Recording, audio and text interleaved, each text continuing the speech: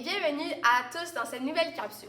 Aujourd'hui, on va vous parler du théorème de Pythagore et de sa réciproque.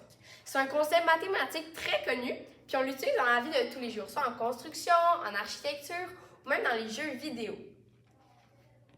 On va utiliser cette technique pour découvrir la longueur d'un côté. Mais en premier, il faut savoir que c'est un triangle rectangle. Un triangle rectangle, c'est un triangle qui possède un angle droit, donc juste ici, et deux côtés, un qui est toujours plus long et les deux toujours plus courts. Cela, on va l'appeler l'hypoténuse. Et les deux autres, c'est des cathètes. Il ne faut surtout pas oublier que l'hypoténuse, c'est le côté opposé de l'angle droit. Maintenant, le théorème de Pythagore dit que A2 est égal, plus B2 est égal à C2.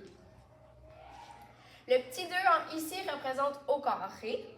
Les lettres A et B représentent les deux plus petits côtés du triangle. Puis la lettre C, ça représente l'hypoténuse. Par exemple, le 3 à la 2 veut dire 3 fois 3, donc 9. Et 5 à la 2 veut dire 5 fois 5, donc 25.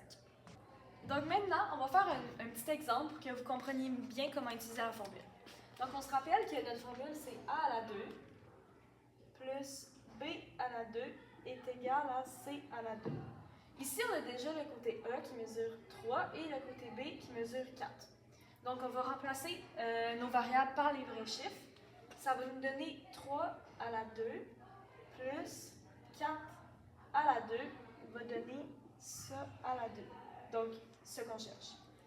Ensuite, on va faire la formule. Donc, 3 à la 2, c'est 3 fois 3, donc 9, plus 4 à la 2, qui donne 4 fois 4, qui donne 16.